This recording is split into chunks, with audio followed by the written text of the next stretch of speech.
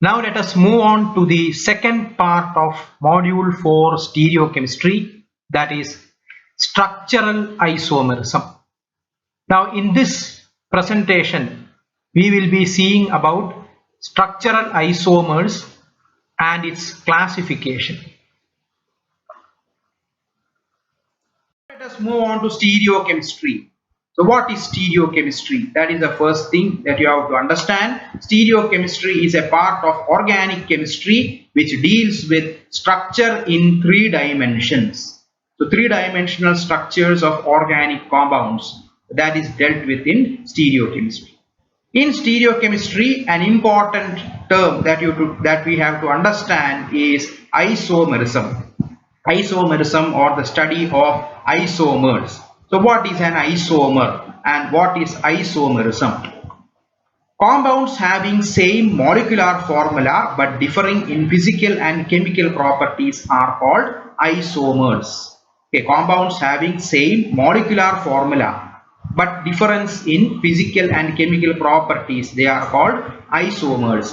And the phenomenon is this phenomenon is called isomerism. For example, this is the molecular formula of a compound C2H6O. This compound can exist as two molecules. One is this one, C2H5OH, the other is CH3OCH3. Now C2H5OH, that is alcohol, ethanol, and CH3OCH3, that is ether. Both are two different compounds. They have different physical and different chemical properties. So this is an example for isomers. C2H6O, that is the molecular formula. There are two compounds, C2H5OH, which is an alcohol, and CH3OCH3, which is an ether. Both have different properties. The difference in properties is due to difference in arrangement of atoms within the molecule. We have seen earlier C2H5OH, the arrangement is different. CH3OCH3, the arrangement is different. So this difference in arrangement causes difference in properties. How can we classify isomerism? Isomerism can be classified into two categories. One is called structural isomerism and the other is called stereoisomerism. Structural isomerism, the structure will be different. The molecular formula is the same, but structure is different. Like we saw the example earlier of alcohols and ethers, so they are structural isomers. Stereoisomers means the molecular formula and the structure, they are same, but the spatial arrangement of these molecules will be different. Okay, the molecular formula and the structure, they are the same, but the spatial arrangement, 3-dimensional arrangement of these molecules will be different. Let's look at structural isomers. Structural isomers can be further classified into 4 categories, and they are named as chain isomers, position isomers, functional isomers, and metamers. So these are the classification: chain, position, functional, and metamers. Now let us look at these in detail. What is chain isomerism? Chain isomerism is defined like this: the isomers differ in the carbon chain or skeleton. So these are also called skeletal isomerism. For example, let us take these two compounds, 1 butane and 2 methyl propane. So you can see here that the chain contains 4 carbon atoms, but here the carbon chain contains only 3 carbon atoms. This is a propane derivative, this is a butane derivative. So that is called chain isomerism. There is difference in the chain. The molecular formula of both these are same, 4 carbons and 10 hydrogens. Here also 4 carbons, 10 hydrogens, but the properties are different because these are two different compounds and the compounds differ in the carbon chain. Another example, it will be more clear when we see this example: 1 pentane, 2 methyl butane, and 2,2-dimethyl propane. 3 different compounds, all have the same molecular formula. There are 5 carbon atoms and there are 12 hydrogens in all cases, C5H12, that is the molecular formula. But These are all different compounds. This is pentane. You have the carbon chain contains 5 carbons. This is butane. The carbon chain contains 4 carbons. And this is propane. The carbon chain contains 3 carbons. So entirely different compounds, entirely different properties, but the molecular formula is the same. So this is chain isomers.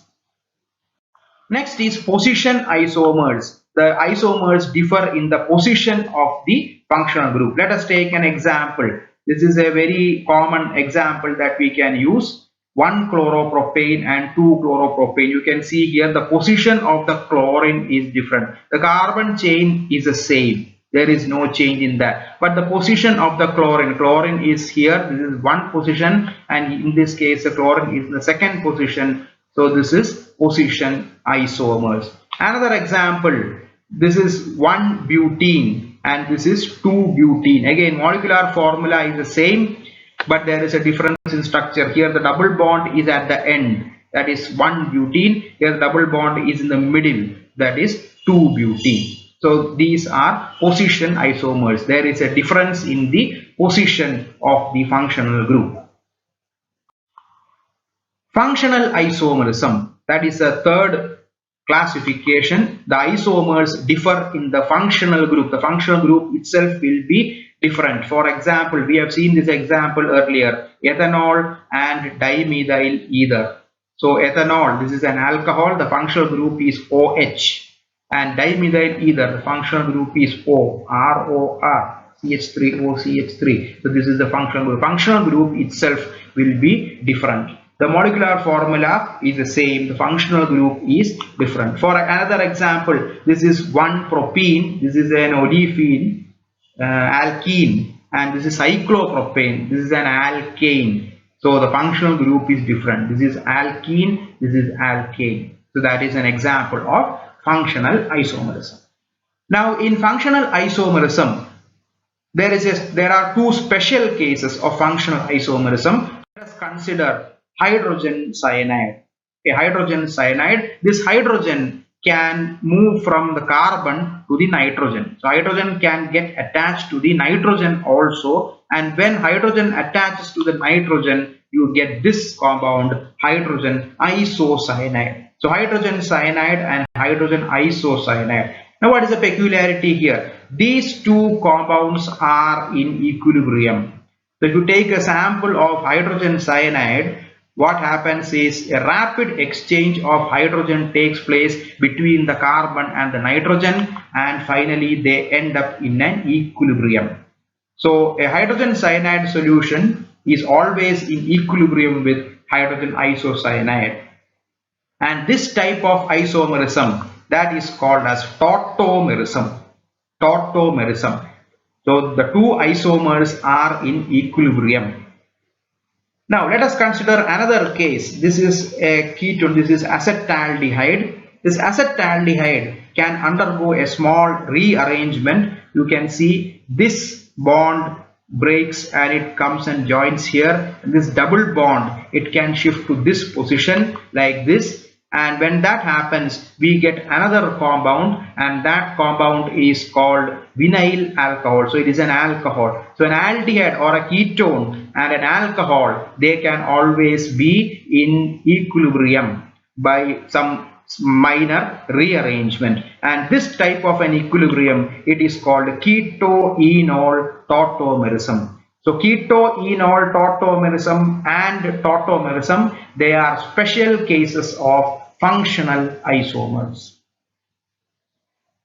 Now the last one, metamers or metamerism. What is metamerism? The isomers differ in the number of carbon atoms on either side of the functional group. For example, this compound diethyl ether, and this is methyl propyl ether. You can see here the ether group, on the left side you have 2 carbons, right side you have 2 carbons, but here left side you have 1 carbon, right side you have 3 carbons. So there is a difference in the number of carbon atoms on either side of the functional group. Another example, diethyl amine and methyl propyl amine. Here also same thing. This is the functional group, and the left side the carbon atoms, there are 2 carbon atoms, here 1 and 3. So there is a difference in the carbon atoms on either side of the functional group.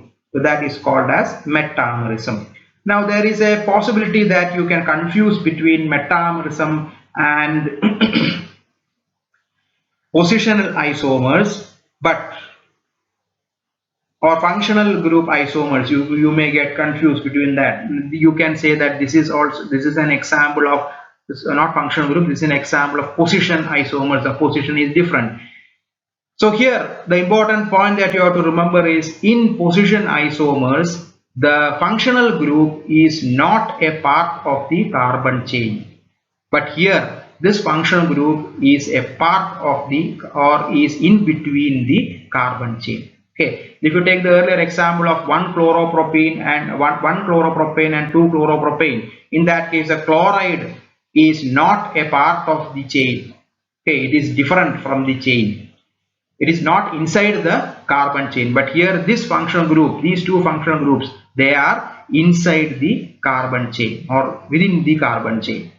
Okay, so that is a small difference between metamerism and functional or positional isomerism.